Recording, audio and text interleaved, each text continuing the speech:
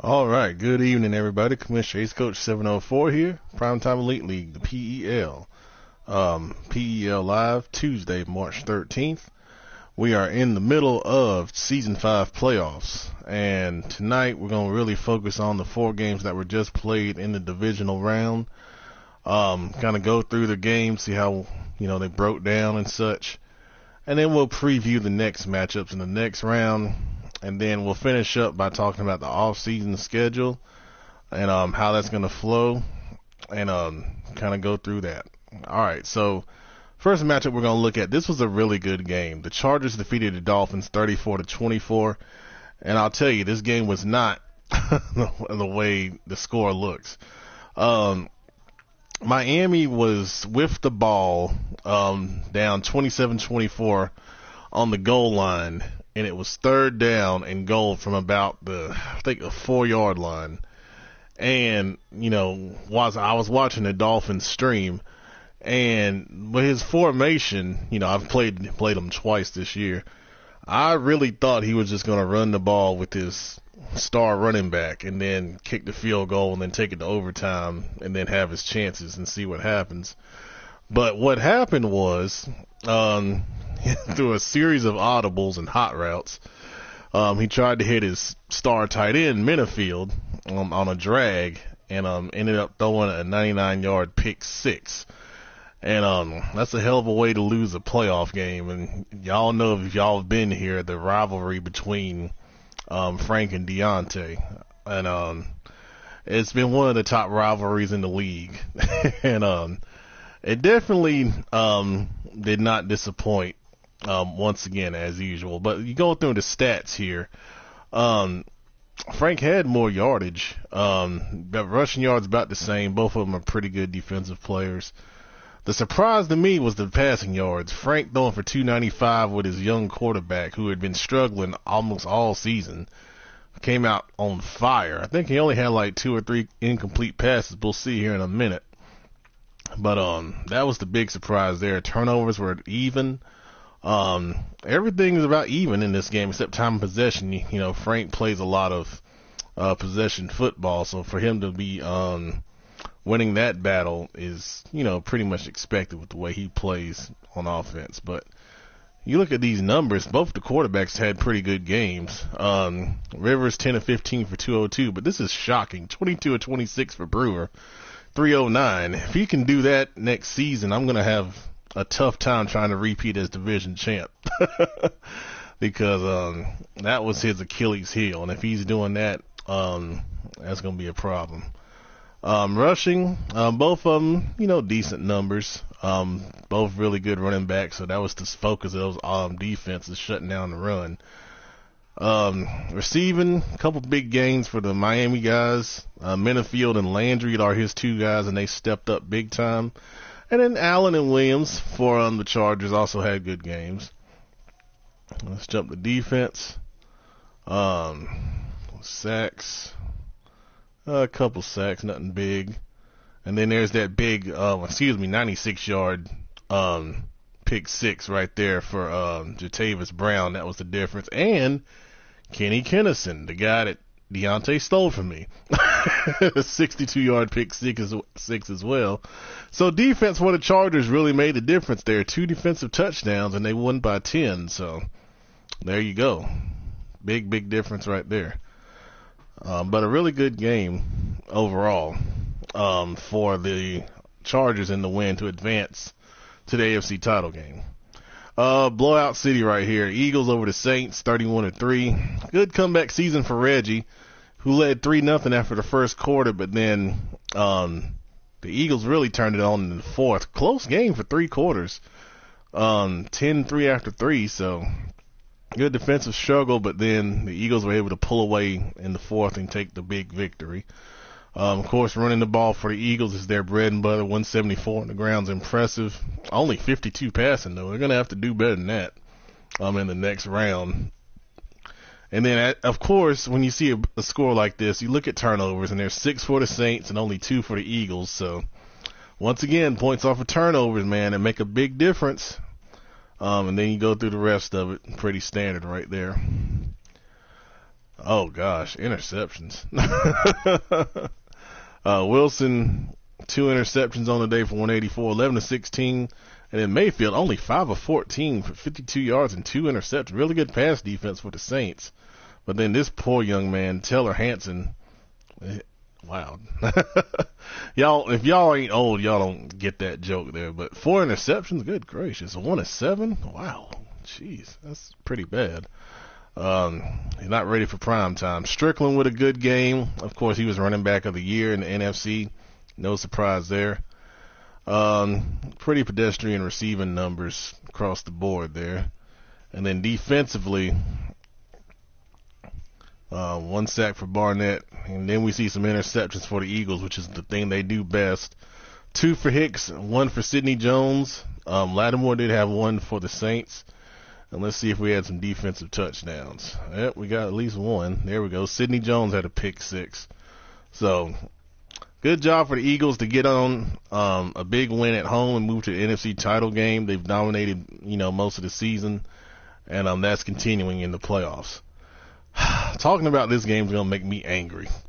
I'm just going to tell you now. But the Browns defeated yours truly, the Bills, 17-10, and it was a tight. It was a good playoff game. I'll tell you that. Definitely 2 really good teams. Deserving of the playoffs, and they both have really good players on their teams. Looking at Cleveland's roster before the game, I think they're better than me, and I don't usually get that a lot because we have a lot of good players. But Ramon did a good job at developing, certain parts of his team, and then Cleveland, like I said before, they are so overrated in this game. I don't understand. How they come up with their ratings, but they have a really good base to build from, so that helps too. But anyways,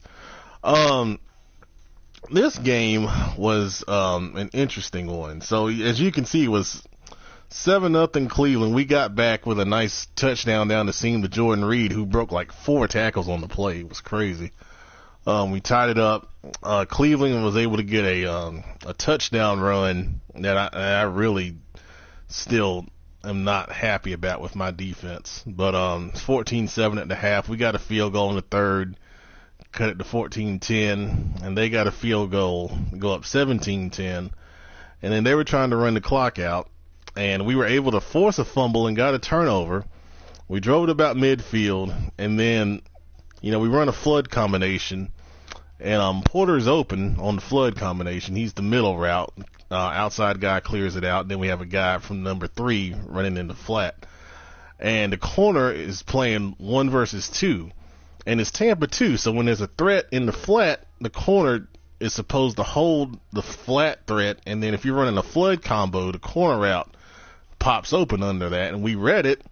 And then, of course, the corner does the thing in Madden it always does. And magically, peels back and then jumps up real high and picks the ball off, which is so unrealistic. But anyways, that's how the game ended.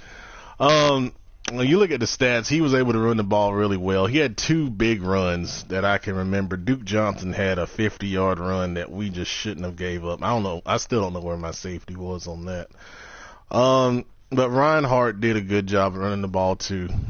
We tried to run, but for some reason my line doesn't run block that well, and it wasn't a good job up front. And then the O-line didn't block well in the passing game either, so I'm kind of disappointed in them. We made some changes up front to try to fix that for next season. We'll see how it works out. Throwing the ball wasn't a bad game. We had a couple picks that we threw. I know one for sure was a bad read on second, and one we tried to get a big play and didn't throw the ball the right coverage. And the one at the end, of course, still gets on my nerves, but we were able to move the ball through the air. So turnovers, it was crazy. 4 turnovers on each side. I think we had 2 fumbles, or 1 fumble for sure, on the first drive of all things, and that's when I was like, this is not going to be my day. Everything else is pretty even for the most part. Oh, I forgot to go through the stats. I'm sorry. you're going to see right here, Jim Kelly, one touchdown, 3 interceptions, but 12-18 for 220.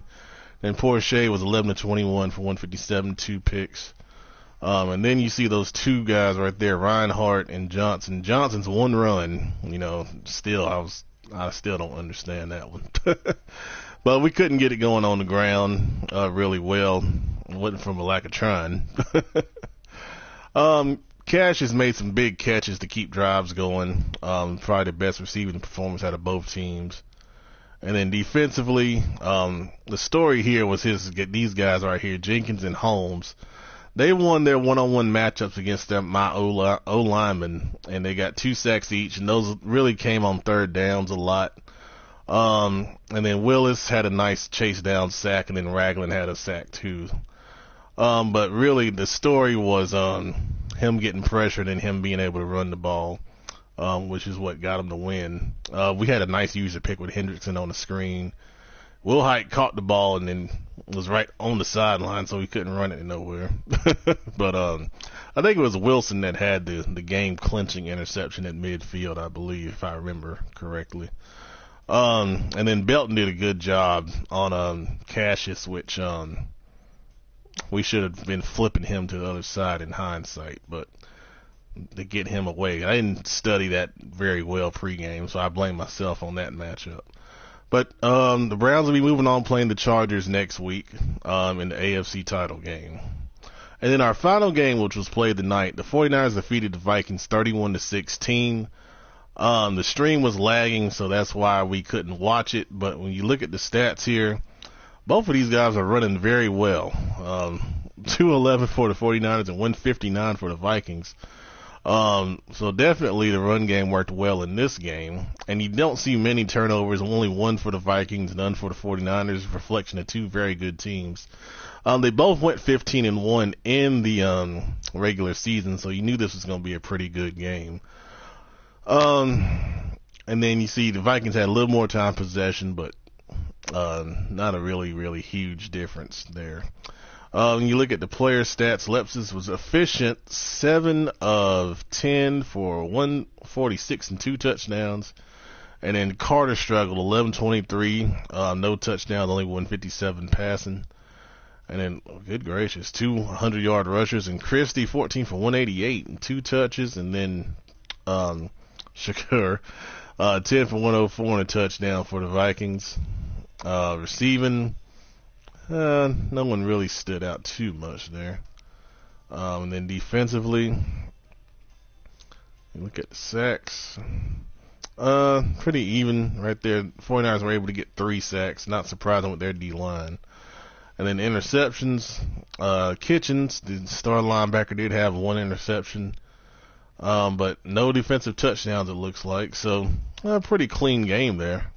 But the 49ers were able to get it done and then move on to playing the NFC title game against the Eagles. So let's preview this week's games. You got the Browns and the Chargers. No, we don't want to do that. Just my thoughts. I think the Browns can be kind of predictable. And if you have the right personnel to take advantage of that, you can get some things against them. We didn't execute. That's why, we lost, because we had things there and we just didn't have the time to execute in the passing game or the running game for that matter. You look at the Chargers, he's going to run the ball with Gordon. He's got an efficient passing game with Rivers and those receivers that catch seemingly everything. Defensively, he's a good user. I predict Deontay's going to win. These two, of course, have played before in several occasions. And, of course, Deontay has a winning record against about everybody in here. So, I know I'm not going on a limb with that one, but I do like him at home to get the win there over the Browns. And then you look at the 49ers and the Eagles. These guys know each other very well. Honestly, probably the 2 best in the NFC this year, so this is a really good deserving matchup. And so far, the first 4 seasons, the NFC's won the Super Bowl, so this could be playing for whoever's going to win the Super Bowl, honestly. The Eagles, of course, they got to do better in the passing game. They struggled running the ball against the Saints. I'm sorry, struggled throwing the ball against the Saints, so they got to do better in the passing game. Levi, knowing what the Eagles like to do, I'm sure he's going to load up and try to shut down the run game, with Strickland leading the charge there. But one thing I do notice with the Eagles, down in the red zone, they will run that read option if you're trying to fast flow is what we call it, on defense, where the linebackers are trying to run across and catch things, especially on the inside zone looks. So you got to really play it honest, especially down there. Now, I like Levi.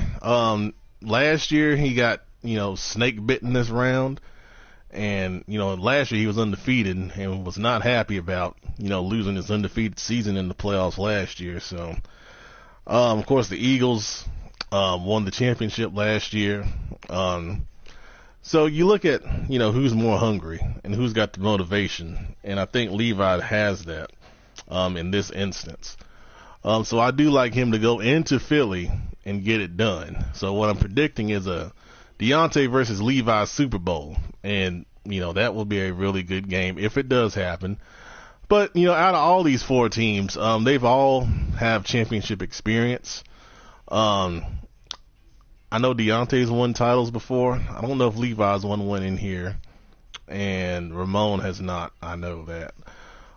So, the Eagles have the advantage in terms of Super Bowl championship experience, but they're all seasoned players, seasoned veterans, and I expect two good games to happen. Looks like both of them will be tomorrow, and then, we might be able to get the Super Bowl in tomorrow. And that brings us to our next topic, which is the off season. So I'm going to put it on the news tab and let it scroll, but I'm going to talk about off season. I know we have a couple of new people here, but most everyone knows how the off season flows here. So pretty much what happens is we hit the re-sign period. There'll be a period of time for you to re-sign your guys. And then as soon as all this will come out once the Super Bowl is scheduled, I'll have the times of when we'll advance for everything.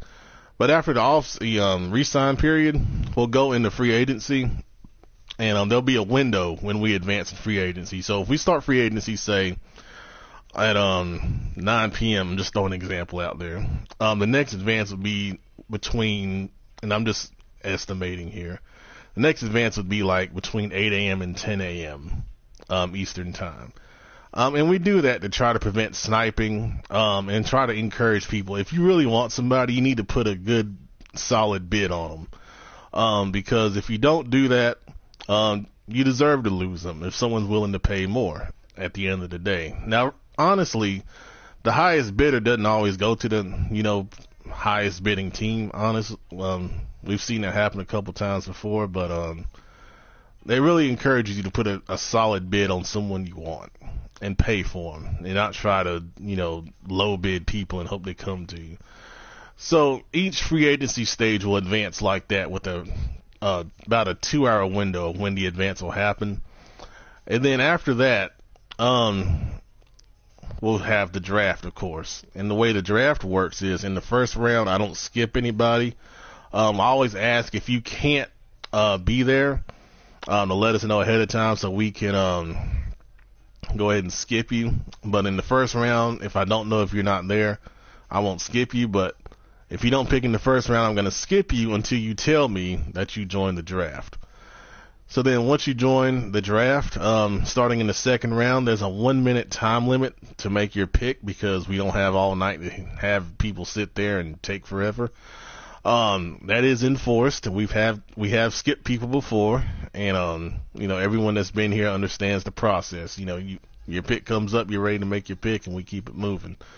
After the draft, we will go into the preseason. You can play preseason games. I turn the injuries off, and then the preseason usually advances every few hours on the day after the draft. So that would be Saturday in this case. So Saturday, the preseason will advance probably every 3 to 4 hours. And then we'll be into season 6 at midnight Saturday night. So that's how it'll flow. If you have any questions outside of what I just explained, just feel free to shoot me a message. I'll be glad to answer them.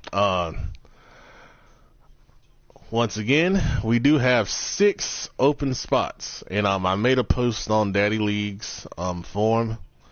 Of course, every good league is looking. Even the really good leagues are losing people at this time. It's just a dead time for Madden this year. A lot more frustration out about it.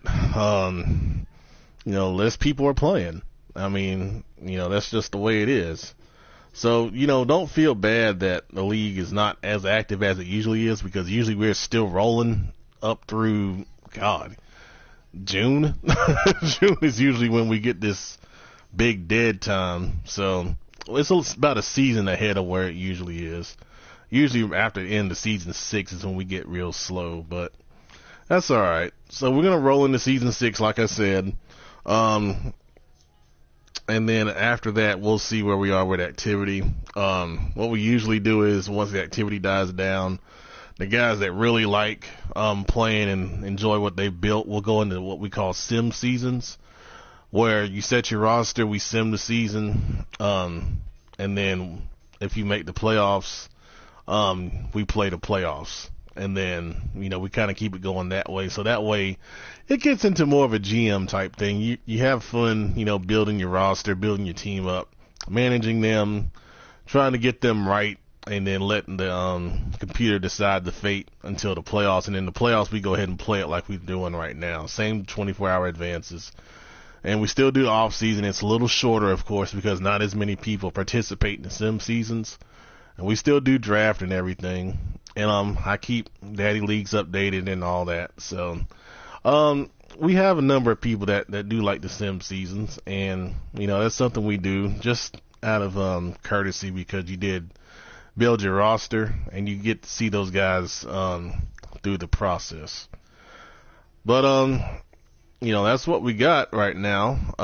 Went through the awards. If you want an award, I didn't tag everybody this time, because we had a lot of same teams win the award. So I made a post, and if you want an award, a yearly award, and you haven't told me what you wanted boosted yet, please do so by the preseason, which is Saturday of next year, because that's when it expires, and I'm not going to go back and award people from last season. So once again, if you did win an award, please let me know, if you haven't already, what boost you want, and we'll take care of that.